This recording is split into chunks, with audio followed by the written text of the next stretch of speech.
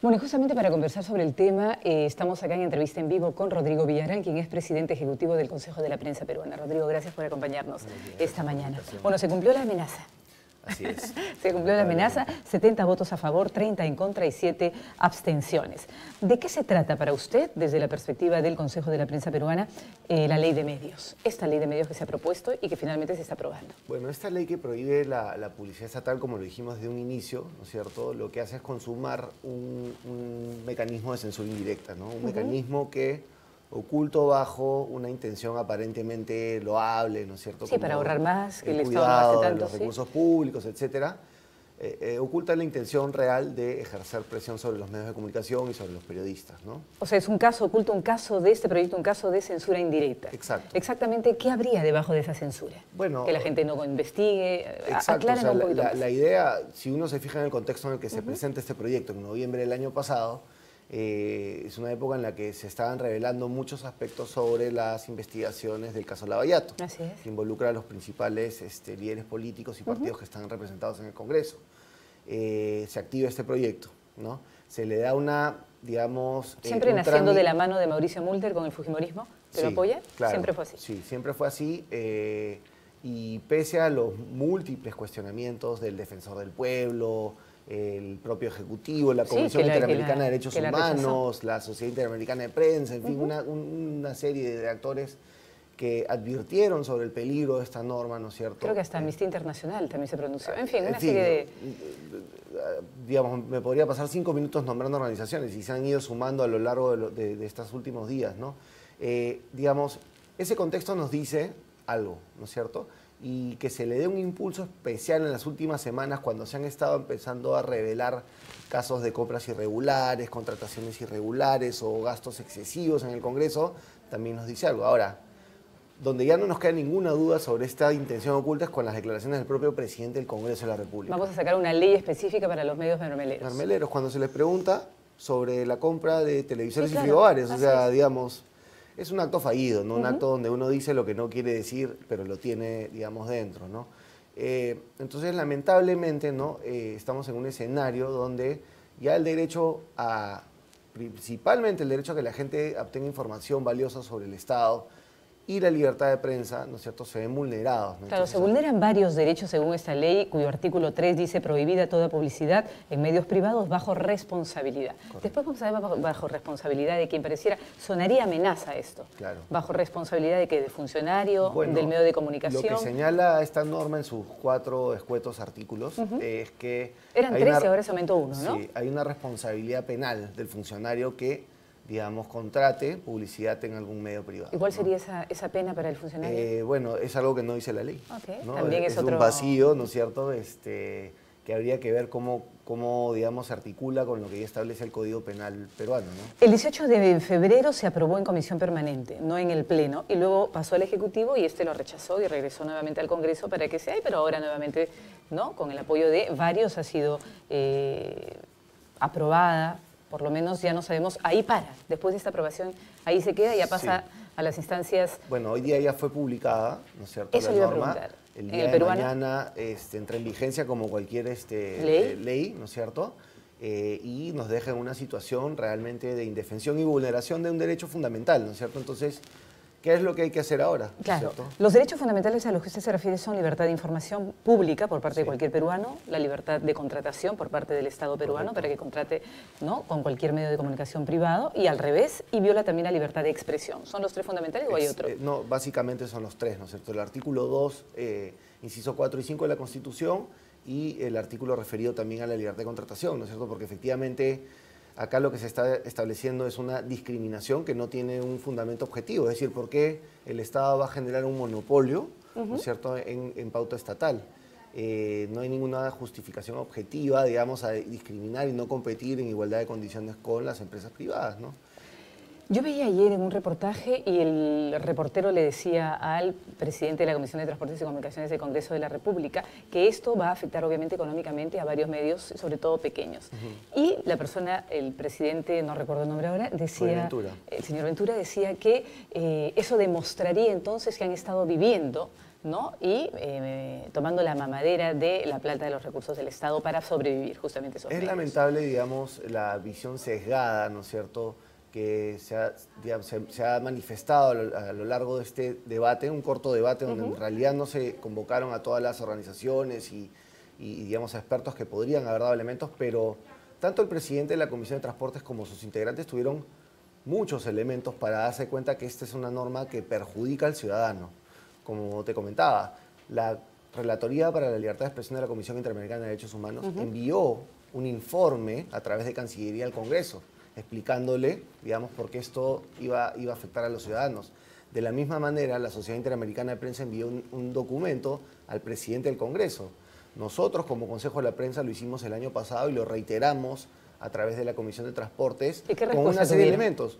Ninguna respuesta. Lo único que logramos, digamos, fue que nos convocaran, ya un poco por presión, digamos, que nos convocaran a la Comisión de Transportes para poder explicar, digamos, nuestros argumentos, ¿no? Exacto.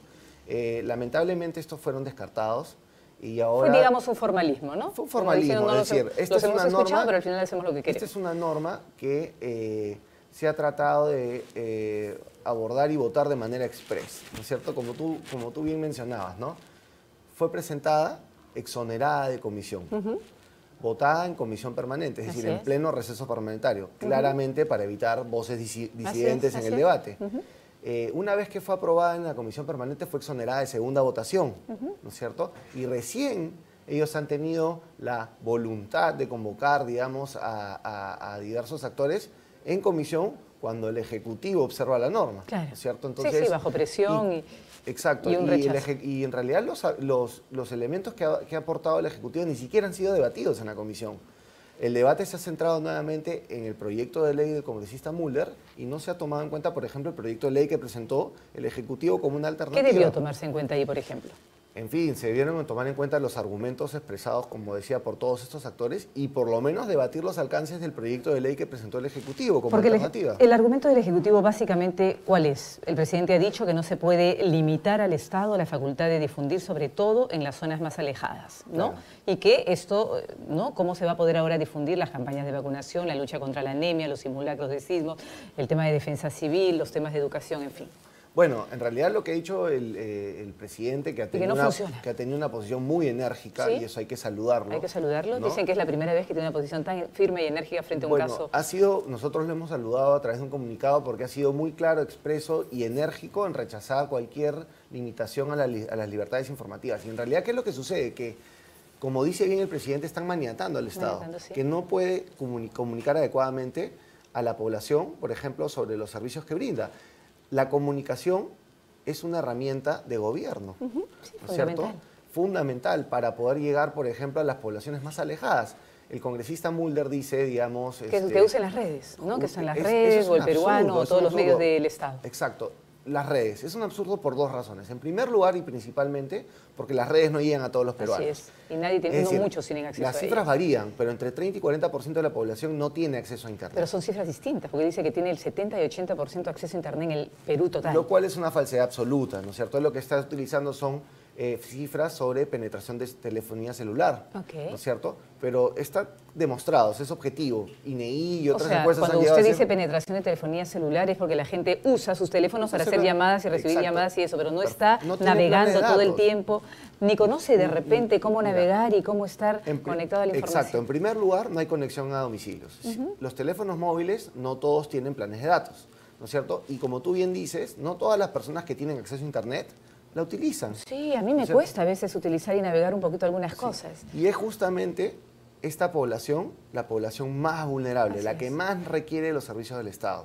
La población que vive en zonas alejadas, la población que está en los estratos socioeconómicos más bajos y no tiene, por ejemplo, dinero para contratar un plan de datos, etc. Entonces, claro, es realmente preocupante porque... ¿Y por qué no son suficientes los medios del Estado? Por ejemplo, Canal 7, Radio Nacional, el Peruano, porque ahí hay otros argumentos también interesantes, ¿no? En primer lugar, ¿no es cierto?, si estuviesen compitiendo en igualdad de condiciones, ¿no es cierto?, objetivamente, TV Perú, por ejemplo, no podría obtener la mayor cantidad de pauta publicitaria porque, si bien es cierto, el congresista Mulder astutamente ha utilizado cifras sobre cobertura, TV Perú efectivamente llega a todo el Perú. A todo el Perú, ¿no es cierto? Y eso es algo muy bueno. Llega a todo el Perú, ¿no es sí, a cierto? pueblitos donde nadie más llega, Exacto. llega a TV Perú. Pero digamos, el rating, ¿no es cierto? O la audiencia que, digamos, no, en Televisión Nacional no se mide el rating, empezando. Claro, medición... pero digamos, hay mediciones que más o menos te dicen del propio TV Perú que dicen que no excede del 3%. Entonces,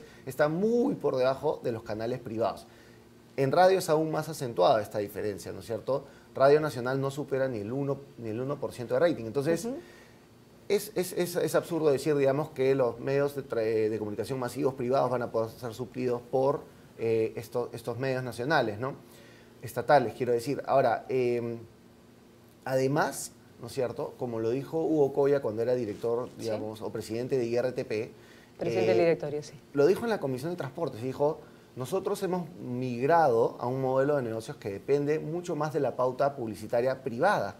Y eso nos permite generar contenido de calidad, que va a hacer que el rating empiece a crecer. Claro. Sí, porque uno se vuelve competitivo, tienes que competir con los te vuelves demás. competitivo y también te vuelves más independiente, no dependes tanto de la partida del Ministerio de Economía y Finanzas, y tu línea editorial se vuelve cada vez más independiente, lo cual es positivo porque es un canal del Estado. Sí, de lo que se trata más bien es depender cada vez menos del financiamiento del Estado. Ahora, ¿no? con esto, ¿qué dice la ley?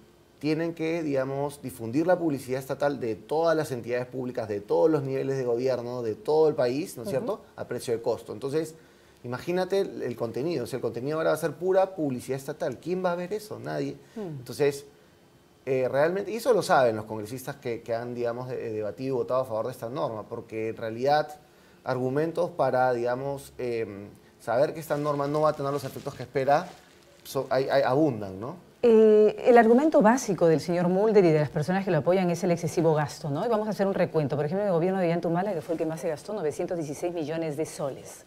Realmente bastante. Sí. ¿No? El gobierno de Alan García Pérez, donde él no criticó, fueron 400 millones de soles, 570 millones de soles en tan solo 18 meses en el gobierno de Pedro Pablo Kuczynski. Ahora, si se quiere mejorar esta situación de gasto excesivo, ¿qué se podría hacer para llegar a un punto de equilibrio? No, bueno, no la prohibición que prohíbe el señor Mulder y la gente que lo apoya, pero sí una regulación correcta para que los recursos del Estado se usen de mejor manera. Es correcto, o sea, nosotros desde un inicio hemos señalado, el peor escenario es la falta o la ausencia de regulación. Estamos en dos, digamos, polos, ¿no? La ausencia de regulación y la prohibición, que además no tiene precedentes en la región. Eso le quería preguntar después, ¿qué otros países de América Latina, porque Ecuador ha hecho lo suyo, Venezuela también dio gratuitamente para la publicidad a ver, digamos, en los medios? La publicidad estatal ha sido utilizada muchas veces como un mecanismo para presionar a los medios de comunicación, sea premiándolos o castigándolos en función a su línea editorial. Entonces, lo que te dice la doctrina internacional es lo que se requiere es contar con una norma con rango de ley que regule aspectos como, por ejemplo, la prohibición de que los funcionarios aparezcan en los spots publicitarios, que los partidos políticos lo utilicen para fines partidarios, que los criterios sean objetivos, los criterios de selección sean objetivos, que hayan elementos que obliguen a las entidades públicas a transparentar sus gastos en publicidad estatal, colgar, por ejemplo, los contratos publicitarios en la página web, y que hayan sanciones para los funcionarios que incumplan con estos dispositivos, entre otras, digamos, estándares. Nosotros contamos con una ley que ya cumple con esos estándares, y no lo digo yo, lo dice la propia Comisión Interamericana de Derechos Humanos. La ley del 2006, ¿ok? Exacto. Entonces, el camino... O sea, ya está. Ya están las bases. Exacto. El camino lógico, si realmente el congresista Mulder estaba preocupado por la situación, mejor era exigirle al Ejecutivo que reglamente, ¿no es cierto?, esta norma. Claro, toda ley es perfectible, pero como tú bien dices, acá lo que se está planteando no es regular. No, es prohibir. Se está prohibiendo prohibir. Ahora, volvamos a esa ley del 2006. Cuando nace esa ley, ¿quién la da? ¿Usted recuerda? En el propone? gobierno del presidente García, ¿no es cierto? En realidad se propone... Pero desde el Congreso, ¿quién la propone? Se propone, es una iniciativa del gobierno de Alejandro Toledo, que llega a aprobarse en el gobierno de Alan García. Y, digamos, el presidente García y el propio parlamentario, el propio congresista Mulder, ¿no es cierto?, tuvo 5 largos años para reglamentar una norma o exigir su reglamentación. ¿Qué significa? Se hizo la norma, se hizo la votación y todo, pero quedó ahí, no se reglamentó. O sea, exacto. Pero entonces, algo que no se reglamenta, lo que le preguntaba fuera de la entrevista, ¿no se puede usar, no se puede aplicar como ley? Bueno, en el caso concreto de la ley de publicidad estatal, si bien es cierto ha estado siendo aplicada, tiene ciertos vacíos. Como dijo el propio defensor del pueblo ante la Comisión de Transportes, es una norma que no es autoaplicativa, es decir, no se puede aplicar por sí misma, requiere de un reglamento para afinar algunos detalles que permitan su adecuada implementación. Eso lo dijo el defensor del pueblo ante la Comisión de Transportes. Yo pensé que toda norma necesitaba un reglamento. No toda norma necesita un reglamento, es lo ideal, ¿no es cierto? Pero hay normas que son muy puntuales, muy claras. Esta no necesita reglamento. Bueno, esta, digamos... Son 3 carillas, le han aumentado 2, un son reglamento muy muy escueto, porque lo que establece es una prohibición a rajatabla. Ahora, lo que va a tener que establecer, ¿no es cierto?, los vacíos que deja es, por ejemplo, cómo esto se articula con el Código Penal, cómo... Claro, porque a eso vamos a pasar en un ratito, pero volviéndole del 2006, no se reglamentó, pero sí se usó en algunos casos. Entonces, lo ideal, por ejemplo, hubiese sido, ¿qué te establecía la ley de 2006? Todas las entidades públicas tienen que contar con un plan de comunicaciones, ¿no es cierto? Un reglamento, por ejemplo, podría haber establecido cuál es el contenido mínimo del plan de comunicaciones, ¿no es cierto? No existía eso. No existía. Entonces, hay una serie de aspectos que se han podido precisar y el rol, digamos, del Ejecutivo es reglamentarlo, y el rol del Congreso y de la sociedad civil en general y de la Contraloría, que cumplió un rol fundamental en esta implementación, hubiese sido fiscalizar el adecuado uso de los recursos públicos. Porque se dice, bueno, han habido excesos. Efectivamente, han habido excesos. Pero esos excesos, como cualquier, digamos, tipo de falta, ¿no es cierto?, deben ser investigados, individualizados y sancionados. Las herramientas existen. Total. Entonces, acá lo que se está tratando es de decir, bueno, como han habido excesos, se prohíbe. Entonces, bajo la misma lógica, como han habido excesos, por ejemplo, en las compras que ha hecho el Congreso en los últimos meses, ¿no es cierto?, prohibamos las contrataciones con el Estado. Así es. ¿No es cierto? La contratación pública queda prohibida. Cosa que no lo permiten. Entonces, claro, si hubo excesos, debió volverse a esta ley de 2006 para mejorarla. Claro. ¿No? Para modificar algunas cosas, para esos vacíos que faltaban, sí, ¿no? Agregarlos, claro, y después para promulgarla y que funcione, o reglamentarla más que promulgarla. Claro. ¿No? Y eso no se hizo, ¿sí? Lo que se hizo fue... Sí, entonces, esta otra del 2006 queda en nada, bueno, desaparece. A pesar de que la ley, digamos, que se ha aprobado y que ya ha sido publicada, no lo señala expresamente, o sea, no viene a reemplazar esa del 2006. Es un vacío enorme. Tácitamente se entiende que la norma anterior queda, digamos, derogada. Inafecta, ¿no? Exacto. Entonces, eso ya nos pone en una situación mucho peor de la que estábamos, ¿no es cierto? Teníamos una norma adecuada que requería ser reglamentada, ahora tenemos una ley que prohíbe, que ha sido cuestionada por todos. Incluso en las últimas, digamos, en los últimos días y en las últimas horas, uno ve cómo el Congreso o los congresistas que han apoyado esta norma se han quedado aislados. Porque el presidente de la República va a plantear una acción de inconstitucionalidad. Sí, claro. La Asociación Nacional, la Asamblea Nacional de Gobiernos Regionales ha establecido a través de un comunicado su rechazo a la norma. Lo que pasa es que todos se afectan. Todos se afectan. Los gobiernos regionales, la sociedad civil, los organismos internacionales, en fin. Hasta la Conferencia Episcopal, a través de su presidente, ha rechazado los alcances de la norma, ¿no? Los abogados del Consejo de Defensa del Estado están preparando la acción de inconstitucionalidad, ¿no? ¿Cuál debería ser el sustento? Yo sé que usted no es abogado, pero el sustento básicamente es lo que han dicho ellos, ¿no? Que maniata la libertad de contratación o de difusión del Estado y eso afecta, o sea, todos, es una cadena de afectación, ¿no? Se afecta el Estado, se afecta el ciudadano porque no se puede informar. Además hay una afectación también económica y es verdaderamente cierto que algunos medios viven de la publicidad.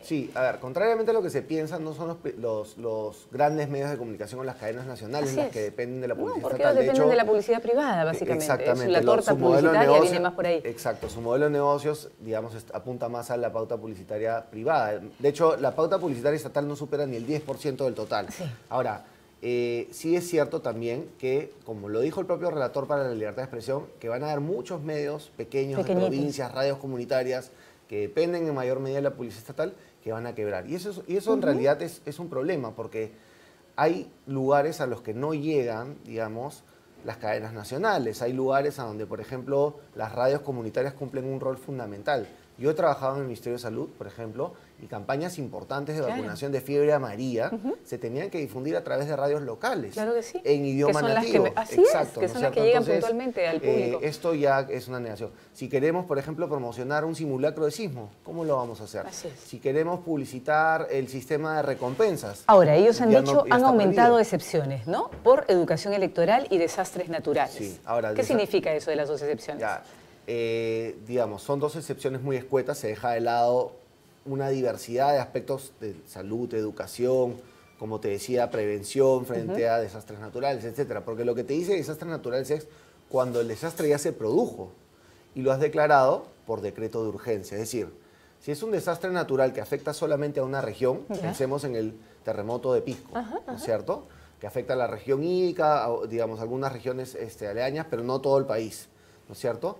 No podría estar contemplado bajo esta excepción. Pensemos en el Niño Costero, que afectó sobre todo a las regiones del norte, pero no fue una emergencia nacional, fueron emergencias regionales, no entrarían bajo este supuesto. O sea, es cuando es emergencia nacional. Declarada por decreto de urgencia, además. Entonces, ahora, obviamente, cuando se produce una emergencia nacional, Dios mío, los medios de comunicación... Estoy tratando de pensar qué puede ser, porque lo del niño fue una emergencia, pero que afectó y ahí los medios, además... Eso es algo que también se ha señalado tratando de confundir a la ciudadanía, ¿no? En una emergencia nacional los medios van a sumar a todas las campañas y a la cobertura necesaria para poder, digamos, hacer llegar los servicios, hacer la cobertura, ayuda, etcétera, y la difusión ¿cierto? necesaria. Y, digamos, yo te lo digo porque yo cuando he estado en el Ministerio de Salud y he visto a los medios de comunicación acercarse a ofrecernos su ayuda. Claro, gratuitamente. Gratuitamente, claro. ¿No es cierto? Nosotros no nos referimos a ese supuesto, nos referimos que para prevenir desastres naturales, ¿no es cierto? Antes de que se el Estado tiene que hacer campañas. Por ejemplo, y esto no entra acá. Todos los veranos hay brotes de dengue. Sí, claro. ¿Qué hace el Ministerio de Salud? Campañas previas para, digamos, que la gente tome las medidas necesarias. Y es más, para estamos en un cuidarse. país donde se necesita más campañas. Friaje, ¿no es cierto? Friaje, por ejemplo. Hay una serie de medidas que las familias pueden adoptar para, digamos, cuidar a su familia, proteger a su familia, ¿no es cierto? Y esto se difunde a través de campañas, ¿correcto? Una herramienta de gobierno que sirve justamente para lograr los objetivos de política pública. Claro, y según esta ley, lo que son las excepciones de desastres naturales, por lo que usted me explica, es cuando ya pasó el daño y después... ¿no? Claro, exacto. Aparte son excepciones muy puntuales. Muy puntuales. ¿No? Y además a nivel nacional y declarado por emergencia. Así es. O sea, son cosas extremas. Inicio del año escolar. Muy poco. Inicio del año escolar. No están esas excepciones. Claro. Calendario para el pago de impuestos. No están esas excepciones. ¿No es cierto? En fin, si como señaló el congresista Bruce, si el Estado lanza, por ejemplo, un programa como Mi Vivienda, ofreciendo, digamos, condiciones favorables a la gente que quiere adquirir una primera vivienda, ¿no es cierto? No puede hacerlo. Claro. Entonces, todas esas excepciones están contempladas. O lo haría a través de este sistema de redes, ¿no? De plataforma lamentablemente no todos están a muy poca gente, ¿no? Llegando y tienen acceso a eso. ¿Por qué cree usted que no fueron a votar en contra de la ley el presidente del Consejo de Ministros y también el ministro de Justicia? ¿Fue suficiente que hagan público su desacuerdo o debieron ir el día de la votación? Bueno, en realidad, a ver, yo lo que...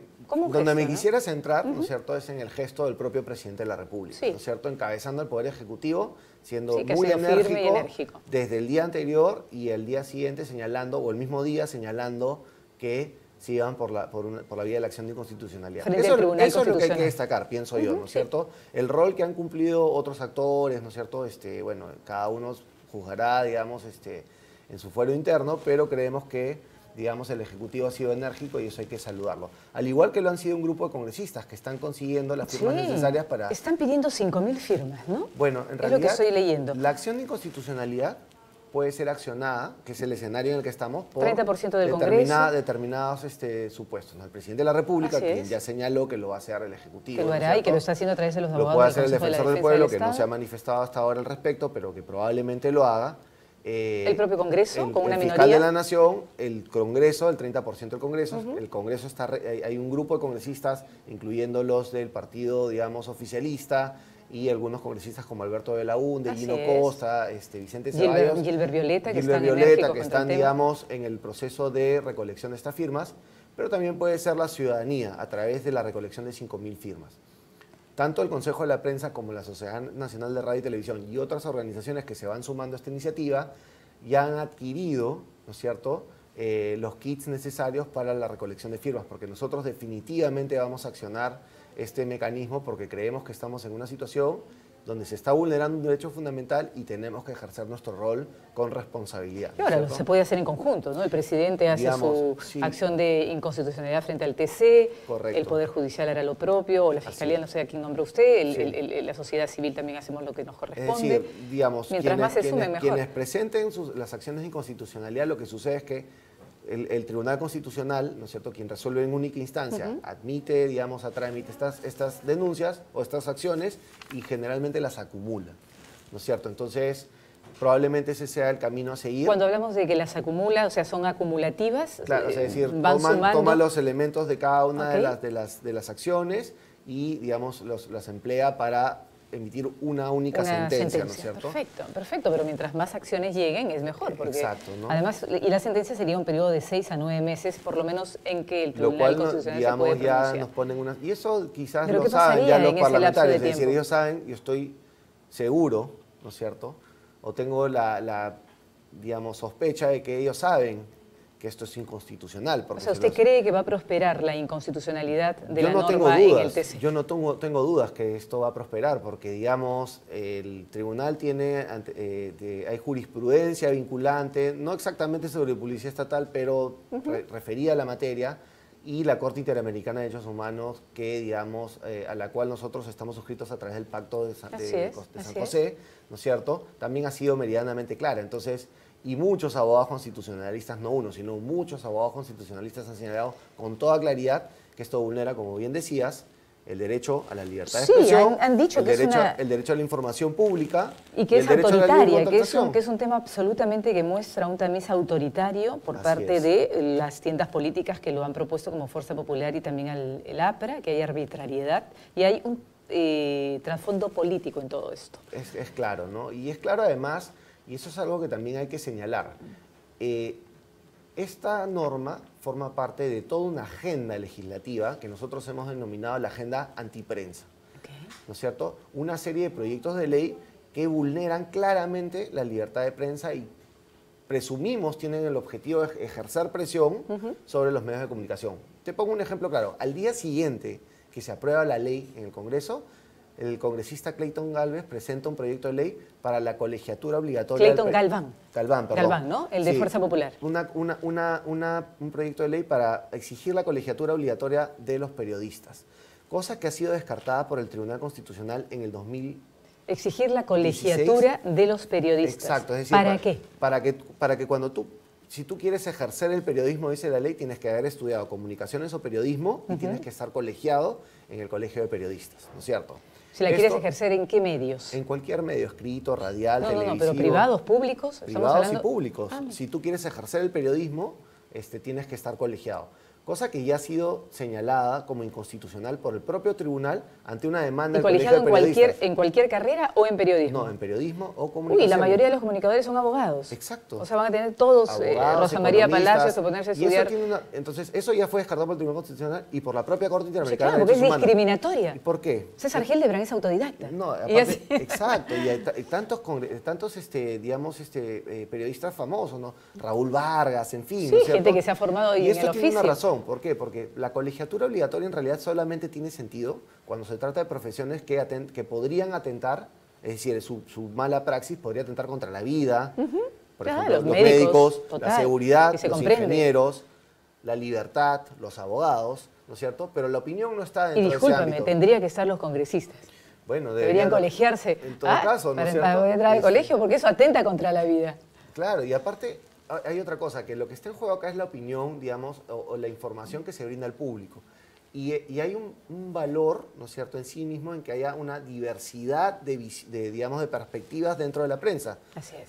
El doctor Elmer Huerta, ¿no es cierto?, que te da tus consejos de salud. Sí, claro que sí. ¿No es cierto? Los abogados que cubren los temas judiciales, fiscales o el Congreso. Los economistas que te explican cuál es el impacto del aumento del ISC, ¿no es cierto?, para los bolsillos de los peruanos. Y los periodistas que también cumplen su rol.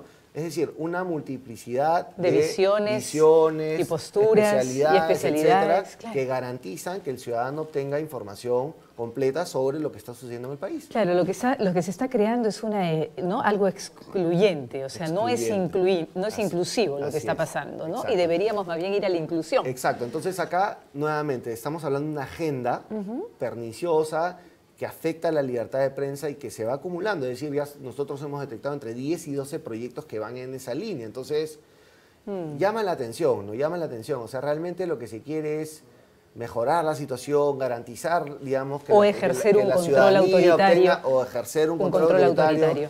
Y utilizar, digamos, el Congreso como un elemento de venganza política, qué sé yo, ¿no? Sí, o de control que ya se usó antes y ahora que se quiere volver a usar. Y bueno, muchas personas dicen que también el señor Mulder lo que pretende, y que posiblemente sea el próximo presidente de la mesa directiva del Congreso, en fin, vamos a ver qué pasa y quizá ahí se termine de armar todo el rompecabezas. Digamos, ¿no? Ya para nosotros el escenario ya quedó muy claro. Ya quedó claro. Ya quedó muy claro, ¿no? Lamentablemente se ha utilizado... ¿Cree que para la ciudadanía ha quedado claro? Porque ayer le preguntaba, y con esto termino, al señor Mulder le decía al reportero al que yo escuché, ¿el ciudadano qué piensa? O sea, realmente ¿a qué postura está apoyando? ¿A la de ustedes que no están supuestamente velando por el ahorro del gasto público o están indignados porque se les va a recortar su derecho a información? Y él estaba convencido, el señor Mulder, que el ciudadano, y él dice que según las redes y los comentarios que llegan, que están felices. Están plagadas de trolls, ¿no? Claro, que están felices porque se está cuidando el dinero del Estado para gastarlo verdaderamente en cosas necesarias. Bueno, a ver, definitivamente hay gente a favor y gente en contra. Lo que no dice el congresista Mulder es que han manipulado información a decir que hay conectividad plena en el país, que lo dijo en la última sesión del Parlamento, cosa que es falso. No es verdad. Entonces hay gente que se deja guiar por estos argumentos que son seductores, sin duda, ¿no es cierto? Pero yo creo, y eso está medido además por encuestas de apoyo y otras, que por ejemplo, ¿no invitaron a personas representantes de los operadores principales del país, Entel, Claro, Movistar, en fin, para que cuenten cuál es la cobertura verdadera? O a Ausitel, ¿no es cierto? En fin, o a los reguladores, ¿no es cierto? Claro. En fin, habían tantas opciones para poder desacreditar esos argumentos, pero digamos, la gran mayoría de personas que han sido encuestadas con respecto a este tema señalan que no están a favor de esta norma y que consideran que es un mecanismo de presión. Entonces la gente no es tonta, no se deja manipular. Y bueno, cuando dicen que las redes sociales, ya ha quedado demostrado, creo el día de ayer salió un reportaje, como han salido muchos, de estas centrales de trolls que existen en el propio Parlamento. Entonces, 100 personas trabajando y debe ser un buen grupo para ser los famosos Fujitrol. Bueno, eso es lo que ha trascendido y en fin, hay todo un conflicto ahora en el Congreso por este motivo. Yo le agradezco, muchísimas gracias por habernos dado luz sobre esto. Bueno, ojalá prosperen las firmas y ojalá finalmente se llegue sin duda vamos a corregir esta situación. Sí, vamos a ver qué pasa y que el Tribunal Constitucional se pronuncie en base a la acción de inconstitucionalidad que presentará pronto, o ya ahorita, imagino que hoy día, ¿no? El equipo de defensa del Estado peruano.